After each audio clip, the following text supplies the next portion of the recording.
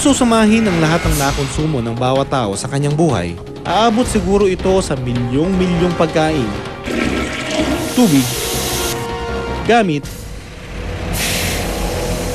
basura at kung ano-ano pang bakas na iiwan niya sa mundo.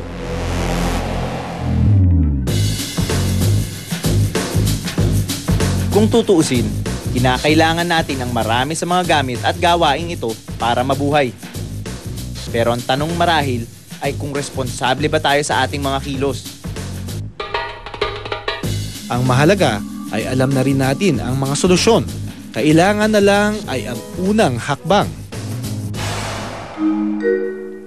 Maraming simpleng paraan para makatulong.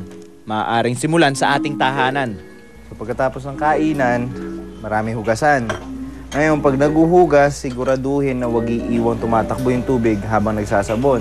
At kung gagamit na naman kayo ng tubig, siguraduhin na pinakamahina setting. Mas marami na sayang na tubig pag malakas ang setting, ganun din naman, mahuhugasan nyo na rin mga pinggan nyo. Kung kailangan ng additional na ilaw sa isang kwarto, instead of buksan ng ilaw, hawiin ng kortina, or buksan ng bintana. That way, nakakatipid ka na ng kuryente, enjoy mo pa yung view. Siyempre, pag tapos ng gumamit ng appliance, kailangan patayin nyo. Pero minsan, hindi sapat na patayin lang basta-basta. Kailangan tanggalin ang mga saksakan. Dahil kahit paano, kumukonsumo yan ng maliliit na amounts ng kuryente.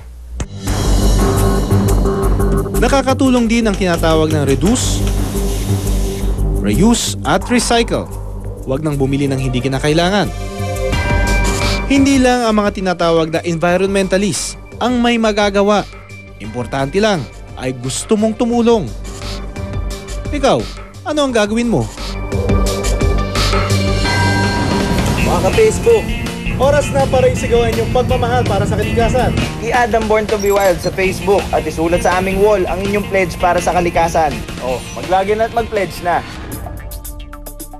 Noong isang linggo, binuksan namin ang aming Facebook account para sa inyong mga pledge para sa kalikasan.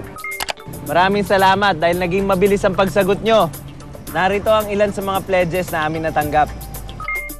I pledge to vote for a candidate which will advance a real and comprehensive green agenda.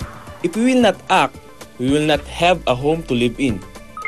Proper waste disposal, no smoking, no smoke belching, and vow to plant a tree every year and monitor its growth through the years. This is my pledge, this is my vow.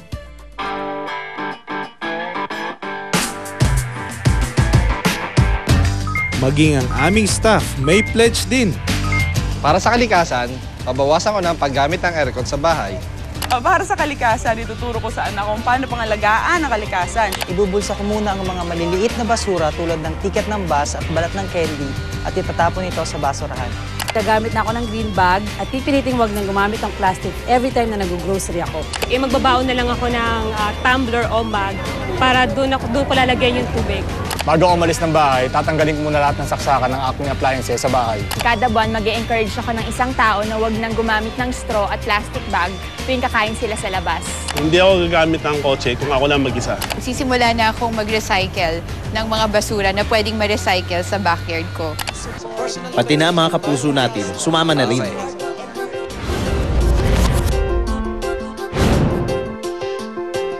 As a personal pledge ko sa environment natin, dahil mahal ko yung kalikasan natin. Ang pledge ko para sa kalikasan. Para sa environment. Support whatever is better for our environment and our country. Everyone dreams